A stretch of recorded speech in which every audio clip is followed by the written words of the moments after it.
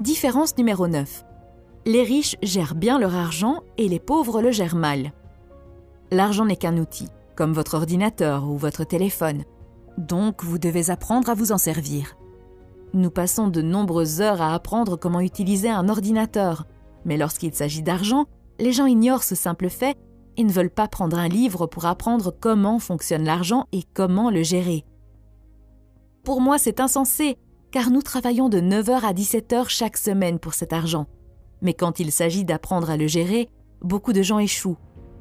Vu le nombre de pauvres qui se plaignent de leur situation financière, on pourrait penser qu'il est logique d'apprendre les bases de l'argent, mais ce n'est presque jamais le cas. Les riches ne sont pas plus intelligents que les pauvres, ils ont simplement des habitudes différentes et plus favorables à l'argent. Pour maîtriser l'argent, vous devez le gérer.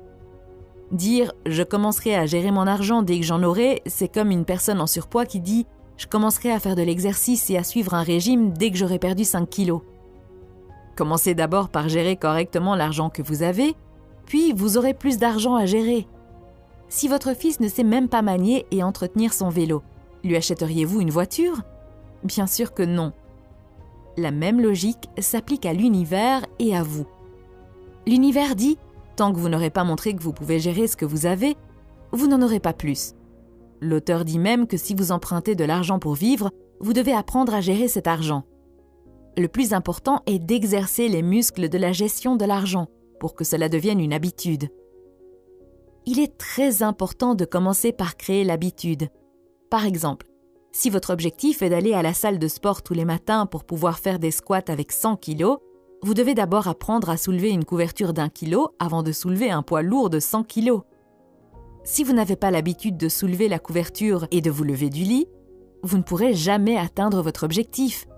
Pour bien gérer votre argent, l'auteur recommande de créer 5 comptes.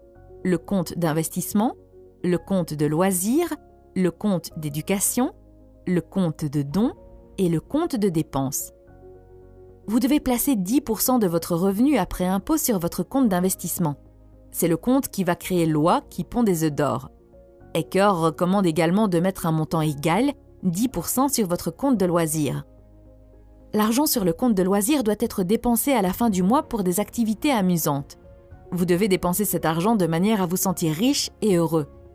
Si vous continuez à épargner, la partie de vous qui cherche à vous amuser finira par saboter vos autres comptes.